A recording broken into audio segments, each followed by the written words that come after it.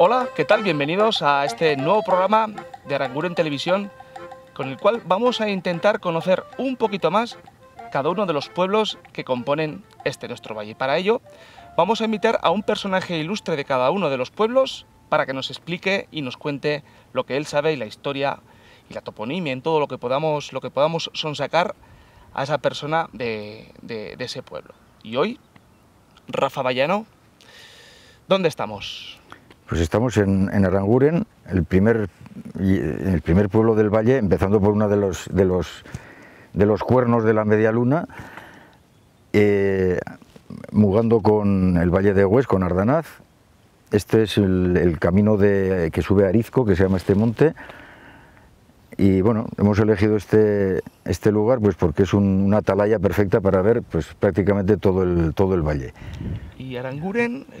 Aranguren parece que el topónimo querría decir algo así como, yo he leído dos significados distintos, el principio del valle o valle Ederra, el valle bonito, valle precioso, valle no sé, pues cada cual. Claro que valle, sí, éramos valle. Sí, valle desde siempre. Desde siempre. Eso, ¿no? Es. ¿Y desde cuándo? ¿Desde cuándo tenemos vestigios históricos o algo escrito que determine la existencia, el nombre? Según yo por información de un vecino de aquí que investiga bastante y que quisiera que algún día le entrevistaseis, la más antigua cita que ha encontrado es de 1260 aproximadamente, por ahí, escrita hasta ahora. Posiblemente habrá más, lo que pasa es que escrito, bueno, pues en la Edad Media pues tampoco no se escribía demasiado.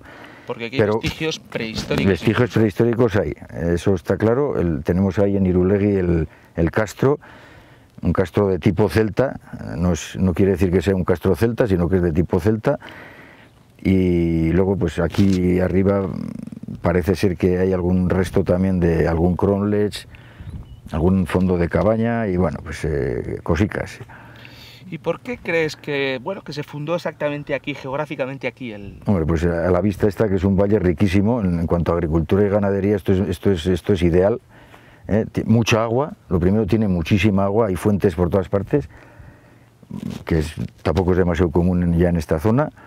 Luego, pues ya ves, hace un medio circo que nos protege del cierzo, del ciarraice, del jaqués que dicen aquí los mayores, y del bochorno, pues bueno, en buena parte también.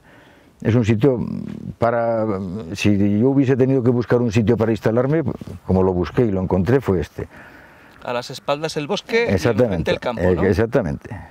Aquí para refugiarte y allí para comer. Sacar leña. Eso es. Y sacar frutos del campo. Esa es la idea. Muy bien, pues nos vamos a ir acercando ahora poco a poco, vamos a ir bajando al pueblo para ver un poquito más ya de lo que es el casco urbano, las diferentes partes y lo que nos puedas ir diciendo. ¿Te parece? No es una gran urbe, como podéis ver, es un pueblico típico de la cuenca, pero bueno, lo que hay, nada más y nada menos, lo veremos. Que da nombre sí, a todo el valle. A todo el valle, eso sí que es cierto. Eso sí que es cierto. ¿Bajamos? Venga.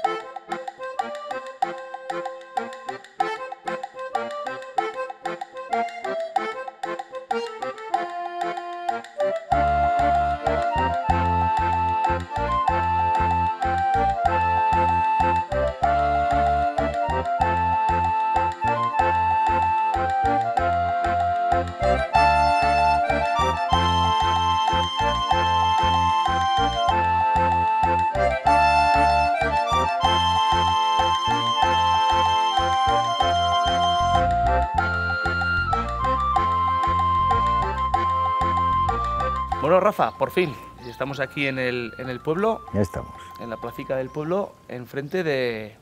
Cuéntanos, esta casa así que se ve chula, ¿no? Se ve importante, se ve así grande. Esta es evidentemente es una casa noble, o por lo menos en otro tiempo lo fue. No. Y pues el palacio, ahora le llamamos el palacio, en su tiempo se llamaría Jaureguía, evidentemente.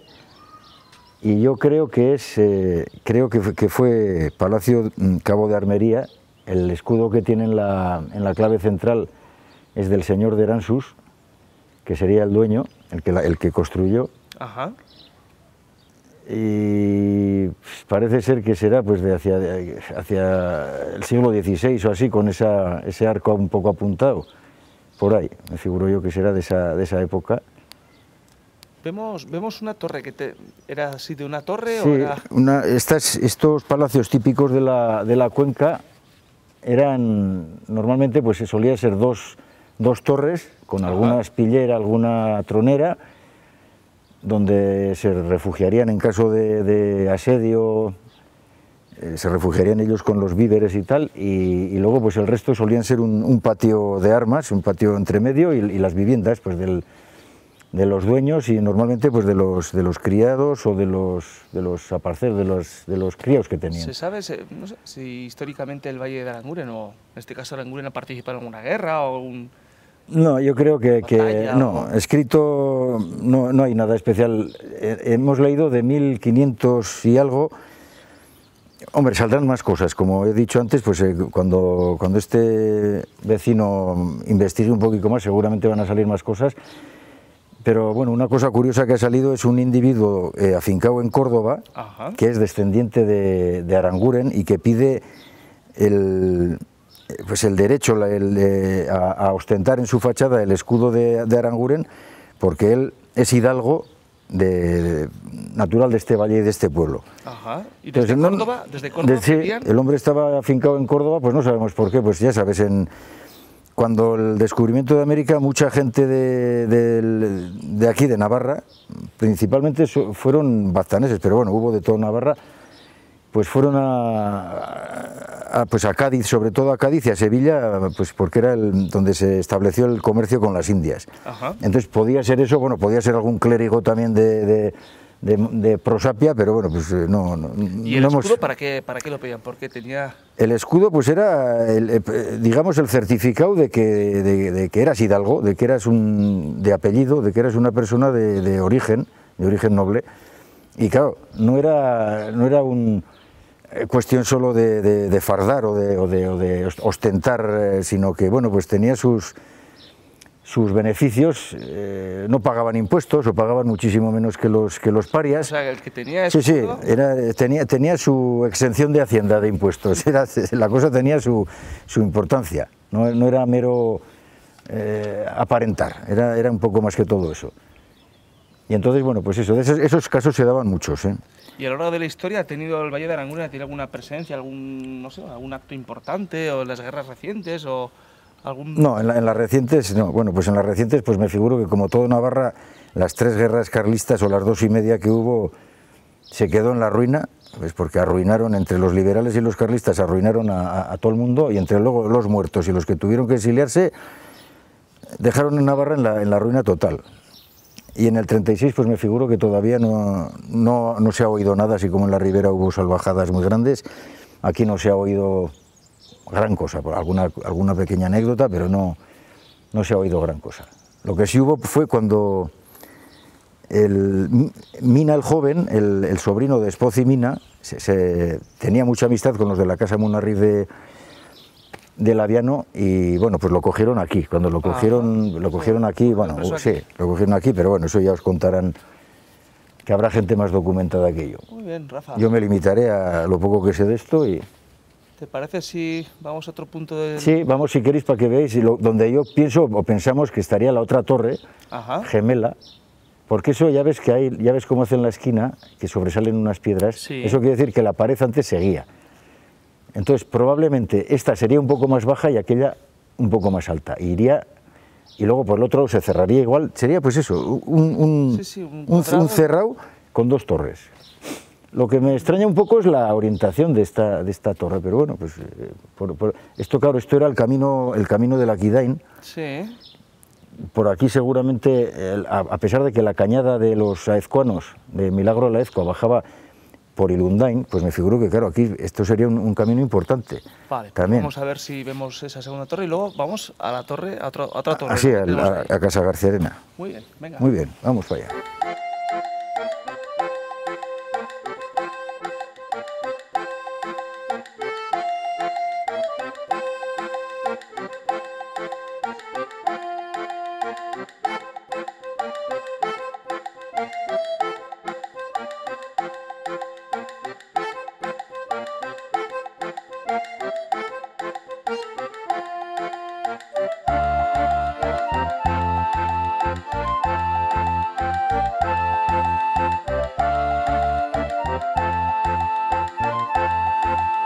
Esta es la iglesia. Esta iglesia, como se bajó a principios del siglo XX, muy a principios, se bajó de ahí, de la abadía, de lo que era el... ¿Estaba en otra ubicación? Sí, lo que ahora es el cementerio, que se llama la abadía, estaba allí. Y en 1905 así, se bajó piedra a piedra, se montó aquí.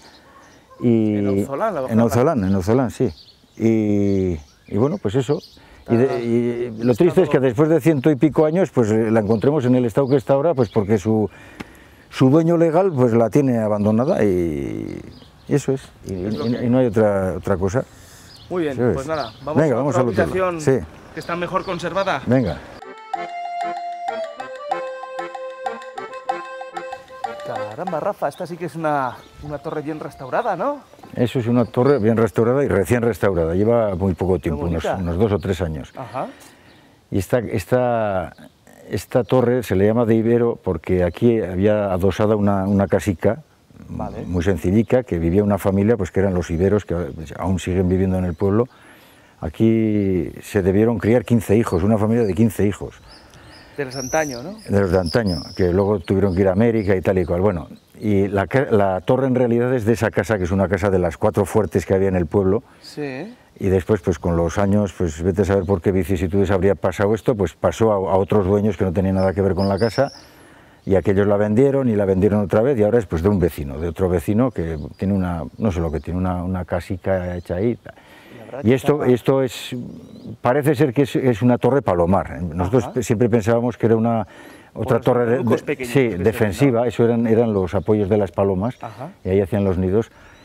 Y según nos dijeron una persona de Pamplona que es bastante sabia en estas cuestiones. Te has ido informando, ¿no? Sí, me he ido informando. Pues era una torre palomar que las casas muy fuertes, como un símbolo de exterior de riqueza pues tenían palomas. Era, pues por lo visto, el tener palomas era ya pues lo más. Así como ahora es tener un Mercedes o un BMW, pues entonces era tener un palomar.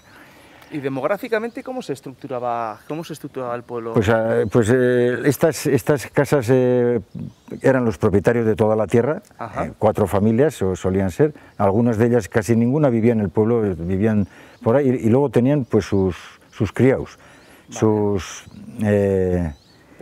maisterras se les suele decir por ahí arriba, aquí no sé cómo se les diría, criados, gente que arrendaba parte de la pues igual la hacienda de una casa estaba repartida para 3 o 4 familias. Entonces con los medios que había tampoco se podía llevar mucha tierra porque se llevaba todo o a mano o con bueyes. Con animales, ¿no?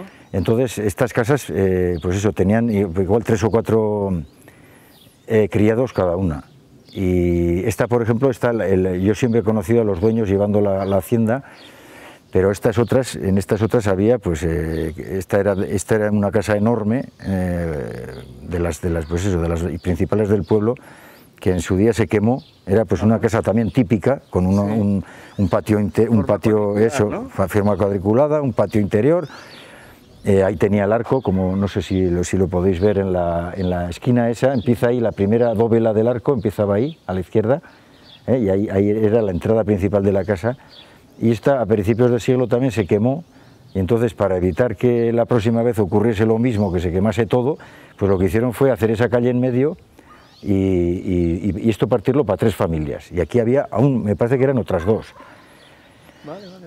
Que eran todos criados, eran todos arrendatarios. ¿Las casas todas de piedra, de dónde sacaban? ¿Había alguna cantera aquí? Cantera no creo que ha conocido nunca nadie. Esto, conforme se iba rompiendo el monte para hacer campos y para hacer viñas, toda la piedra que salía, además hay piedra muy buena en esta zona, pues se recogía, había que sacarla de la tierra para poder cultivar. Entonces se sacaba, se recogía y se bajaría al pueblo y luego pues cada cual echaría mano para sus construcciones. Entonces, como los jornales eran baratísimos, porque por la costa te trabajaba un obrero todo el día, pues se pasarían años acarreando piedra pues para estas construcciones. Pero como no había sindicatos.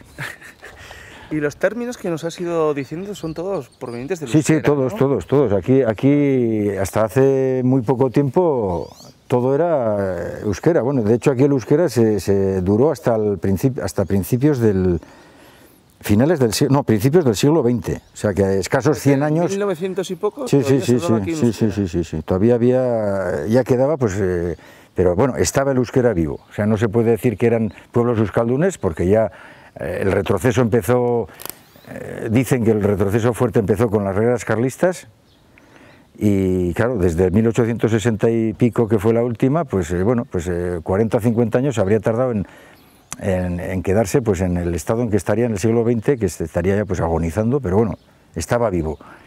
Caramba. Se sabe que estaba vivo. Y de principios del siglo XX aquí es donde se ha perdido ya prácticamente todo. Ahora la juventud lo va recuperando.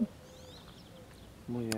Pero ya gente mayor que lo haya aprendido de nacimiento no hay, no se conoce. Bien, Rafa. Oye, pues vamos a ir a la parte de abajo del pueblo. Venga, a las ventas. A las ventas. Venga, pues tira, vamos para allá.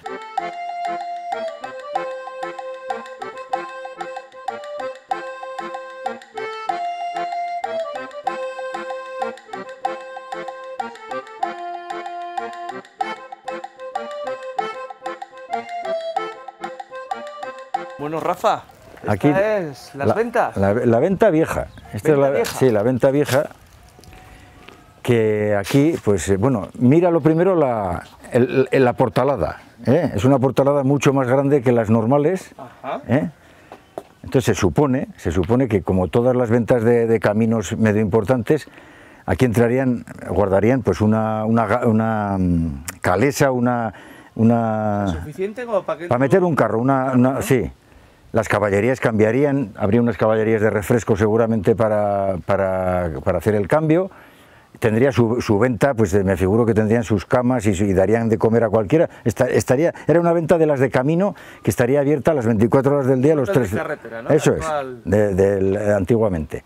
¿Y entonces aquí qué gente llegaba? Porque hemos dicho que ahí venía una cañada. Sí, aquí venía una de las me parece que son 5 cañadas reales de Navarra, que es la de Milagro a la Ezcua, que entra del Poche de Idoate a Ilundain, cruza la carretera, pasa por en medio del pueblo, viene y aquí se cruza con este camino. Entra ahí abajico, a muy pocos metros de aquí, entra en lo que sería la prolongación de este camino. Este camino es de caminos milenarios, ¿no? Sí, bueno, milenarios. Las cañadas, los roncaleses, por ejemplo, tienen privilegio de aprovechar la Bardena en invierno, que para ellos era muy importante, desde el año 800 y pico. Los salacencos desde 1100 y pico, 1200, pues privilegios que les daban los reyes, por lo que sea. La de Ezcua no sé exactamente, pero bueno, pues sería de esa guisa. ¿Y llegaban aquí los pastores? Los pastores, pues hombre, aquellas grandes ganaderías, pues podían tener. Había los ganaderos y los atajeros. Los ganaderos eran propietarios de pues 1000 y pico, 2000 ovejas, que eran ya unos rebaños, unos señores rebaños que igual bajaban con 5 o 6 pastores. Ajá.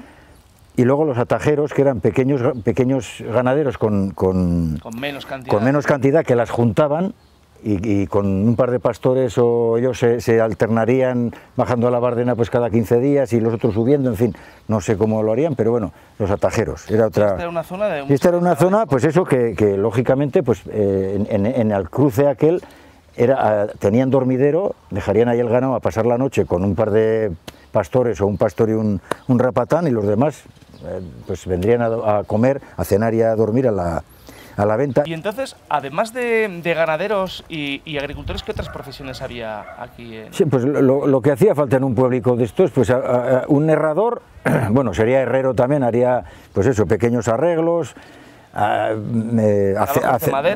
acerar azadas, acerar hachas, pues lo que hacía falta en la agricultura, haría herraduras y herraría él. Habría un guarnicionero seguramente para arreglar collarones y las barrigueras y todos los arneses de las caballerías y de los... Quizás en alguno de los pueblos, no, eso en todos por supuesto que no, igual habría un yuguero.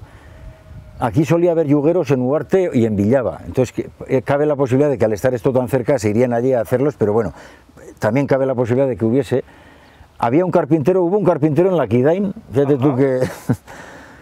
Y bueno, pues eso es lo que habría, no habría tampoco mucho más. Y luego, pues bueno, la mujer, que aquí la mujer...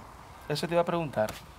¿Qué papel ha jugado la mujer aquí a lo largo de la historia? Como decían en la documentación antigua, las labores propias de su sexo.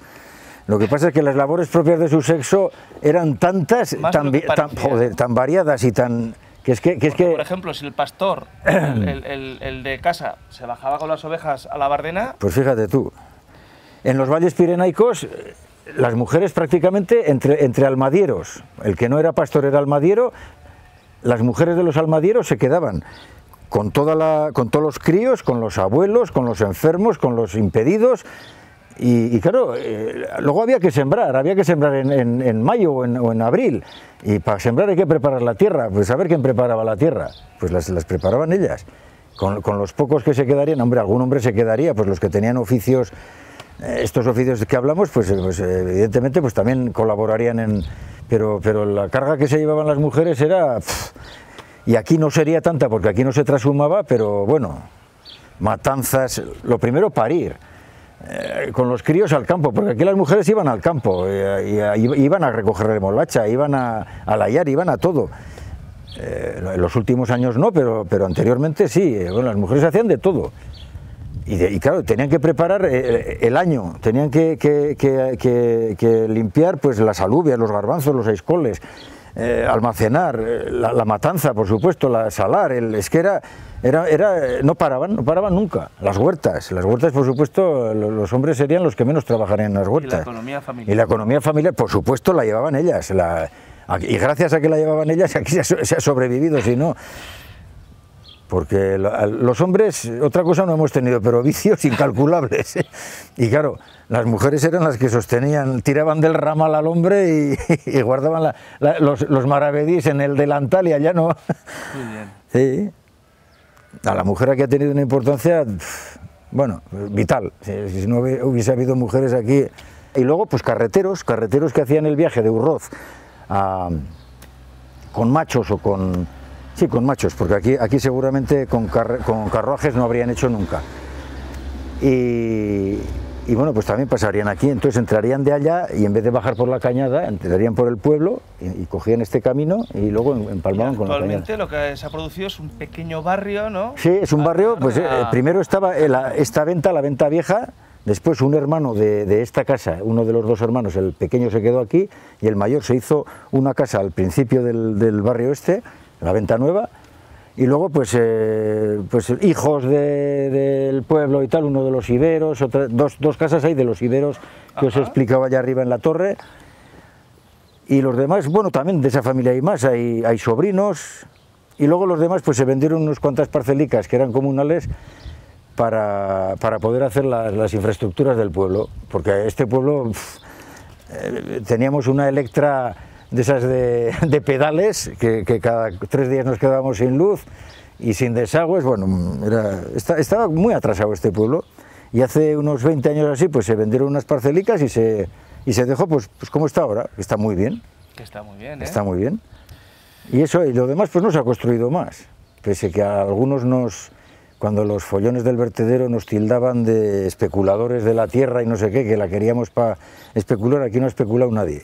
No, se ve que habéis mantenido el pueblo... como tiene que ser. Sí, sin hacer grandes edificios, eso es, nada. pisos, sino siempre mantenido... Y esa es la historia de esta venta. Muy bien, Rafa. Tendrá alguna historia que algún día ya la contaremos más en profundidad, pero bueno, en síntesis eso, una venta de pueblo.